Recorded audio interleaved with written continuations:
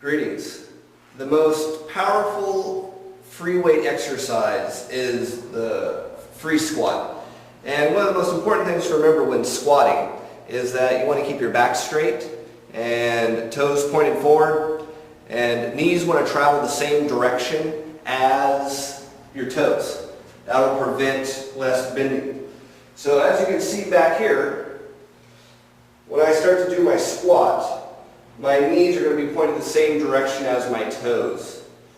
So let's go ahead and set ourselves up for the squat. We get under the bar. I have a wide grip. The type of grip doesn't really matter because mostly it's being placed and balanced on the groove of your back. So on this squat bar, it has some lines. I'm going to go ahead and look at those lines, and I'm going to put my fingers in the same spot on those lines. In this case, I'm going to put my ring finger exactly on the line. And I'm only using 3 fingers. That's okay. You can use all 4 fingers if you want. Okay, so I'm going to go ahead and get under the bar. Head up, chin up. And I'm going to lift it off one time and sort of feel it. And I notice it lean more to one side. I'm going to try it again. That feels about right. It's right in the center of my back. Okay? So I like a little of an uneven stance as I lift off. I'm going to lift it up, step back.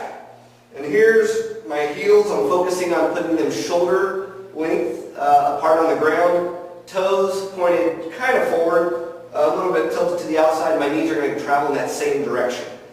I'm going to go all the way down and up, chin up. 1, 2, 3, 4, and 5. Keeping my knees apart. See, a lot of people bring their knees in. That's going to hurt your knees. Keep your knees traveling in the same path as your feet, keeping your chin up the whole time. And also too, in the beginning, a lot of people, they lift their heel up off the ground as they squat. Don't get far as down as you can without lifting your heel. Okay, the farther down you go over time, the better off it'll be. You can even practice without any weight. Same technique, knees pointed forward, following your toes.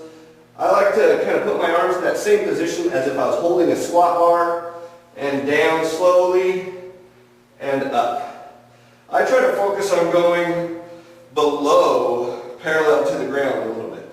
At least though, you should try to go parallel. That would be your full squat, and all the way down to deep in the squat, and then back up. Okay? Some other techniques is crossing your arms in front of you. 1, 2, and what I like to do are sets of 5 repetitions and 5 sets. And I build up. It's called pyramiding. We'll build up. I'll start out with my foundational weight here. I like to use 135 for a foundational weight. And just as a warm-up weight, then for every set after that, I'll add a little bit more. Like maybe 5 pounds extra the next time on each side. And the next set, another 5 pounds. The next set, maybe jump to 185 or the 25s on each side, and you go up progressively. First exercise is the power squat. Thank you. Some other insights about doing the squat, and I want you to kind of get a little bit closer so you can see this, is when I see the squat bar, I'm going to go ahead and put myself under it, making sure I don't hit my head. And I wanted you to kind of see where I put my fingers. You can come over here. There's a line on this side, and I'm going to go ahead and put only 3 fingers here. It doesn't really matter if you have 4, 5. I use 3 because I'm just kind of bracing the bar. I'm going to put my ring finger on that spot, and then over to this side. I see I have another groove right here, and I'm going to put my ring finger here. That way I know it's balanced for my arms at least. Okay?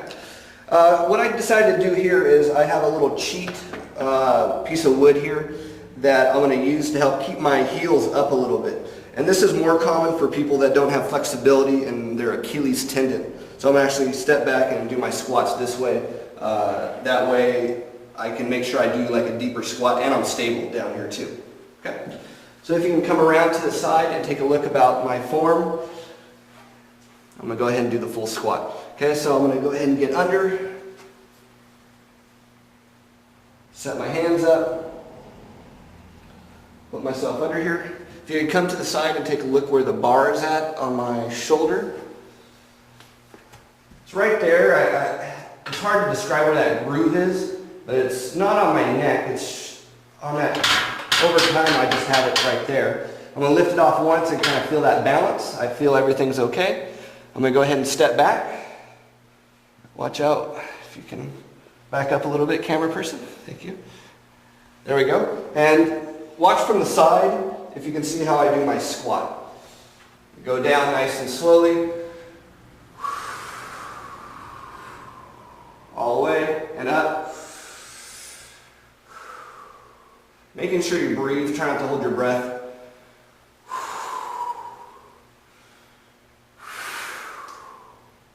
And up. And do that 5 times. At least 5 sets of 5. That's what I like to do. And go ahead and put it back one at a time, making sure it's fully set. Now, if you decide to start doing squats and you get more athletic and you want to do higher repetitions or more times, this is more for the power exercise and building the muscle, which is really important for everybody. But if you don't have weights, you can just do the free squat with no weights. And that you don't have to do 5 sets of 5. It's no longer a power exercise then. You can do it as many times as you can to try to burn your muscles.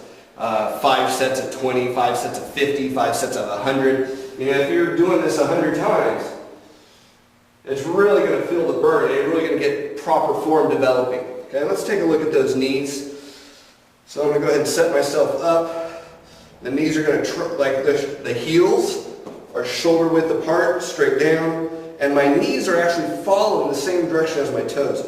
They're not facing right at you. For me, I like them tilted a little bit off to the side. And that way when I go down, I have a lot more control throughout my legs. The squat this way is a lot better because it exercises all the tendons around the knee. So you get a more stable workout and more stronger foundation for the power exercises. If you're healthy enough, yeah, do the free weights, okay? Thank you. It's important to know with the squat what muscle groups it's exercising. So I just wanted to go over real quickly what exercises groups it's working out. For the squat, it's going to be the quadriceps or your front thighs. It's going to be the gluteus maximus or your butt. The hip abductors or your inner thigh. That's why it's so important to keep those knees out. The erector spinae, which is your lower back. And the hamstrings, which is the back of your leg right here, hamstrings. One other thing I wanted to talk about with the squat was the idea of hyperextending. For any exercise, you want to be real careful to not straighten yourself out. Don't straighten yourself out. If you notice when I'm doing my squat, I always keep my legs a little bit bent. And that's real important that you do for any exercise. Leg press, squat, is keep those legs bent the whole time. So when I do my squat, this is my finishing spot right here with my legs just slightly bent. Okay? By doing this, you're going to hurt your knees and you're going to hurt the back of your muscles. And over time, it's really going to wear them out. So you want to stop right here. That way, you do not hyperextend. You keep it curved right here. That's the good thing. It's really important to do that as much as possible for any exercise. Over time, it'll become more natural. Same thing for the arm is whenever I do an exercise, this is where I stop at. I do not do that. That's going to hurt. That's going to hurt this area right here. And that's a real common hurt spot for athletes because they hyperextend. So whenever I do anything, I'm going to stop a little bit bent. So my arm's just a little bit bent. Okay? Good luck with your workouts and try not to hurt yourself. If it begins to become strenuous at all, just slow down the reps, maybe take a break, and that'll really help over time. Good luck.